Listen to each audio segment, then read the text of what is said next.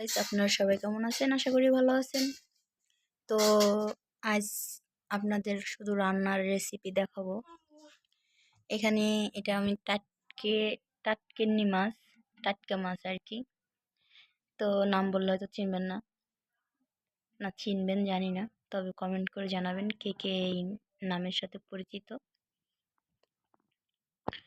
তারপরে যেটা করছি, শাকভাজি করছি। এই যে আপনাদের আসলে কি বলবেন জানি না, যেহেতু আমরা প্রবাসী।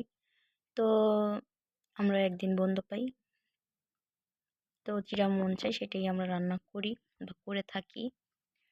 তো এখানে আমি টাটকি মাছ রান্না করছি, আর এখানে শাকভাজি করছি। এখানে অনেকে চিনবেন, টমেটোর চাটনি করছি, বা আমাদের যশোরের ভাষায় বলে যে টমেটো গোটা। এখন আপনারা অনেকে হাসতে পারেন বা অনেকে অনেক কিছু ভাবতে পারেন জানি না, তবে যার যার ডিস্ট্রিক্টের ভাষা তার কাছে। তো আমাদের যশোর এলাকায় টমেটো গোটা বলে, আবার চাটনিও বলে। তো এটা টমেটো চাটনি করছি।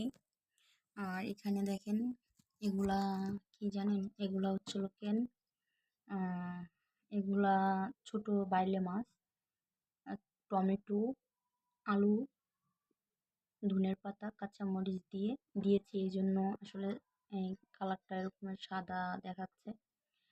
আমি আসলে গুঁড়ামরিচ ব্যবহার করি নাই, তার জন্য। অনেকের গুঁড়ামরিচ পছন্দ, আমার গুঁড়ামরিচ পছন্দ না। তো এই জন্য কাঁচামরিচের দিয়ে রান্না করা, তার জন্য কালারটা এরকমের দেখাচ্ছে। তো এখানে চাটনি করছি, শাকভাজি করছি, এখানে টাটকি মাছ রান্না করছি। এখানে আপনাদের একটু দেখাবো সেমাই, সেমাই রান্না করছি। এটা বন্ধ 2 দিন, তো এই জন্য চাইলাম সবাই মিলে বাসায় আসি আর কি, রুমে আসি, তো খাওয়ার জন্য মূলত করা। তো চাইলাম আপনাদের মাঝে রান্নার ভিডিও, তো ওরকমের আসলে চাইলেও দেওয়া হয় না বা দিতে পারি না, তো এই জন্য। আর এটা দেখেন, এটা রুটি দিয়ে খাবো, তো এই জন্য করছি। এই যে এটা রুটি দিয়ে খাওয়ার জন্য করছি। তো পানি ঠিক আছে আর কি, একটু জল থাকতো আর কি। তো যাই হোক,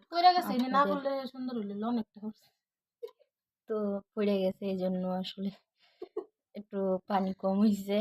তো যাই হোক, এটাই ছিল আজকের রান্নার রেসিপি।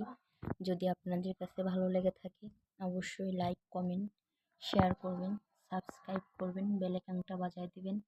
আমার নেক্সট ভিডিওর জন্য আমার সঙ্গেই থাকবেন। আজ এই পর্যন্তই। আল্লাহ হাফেজ।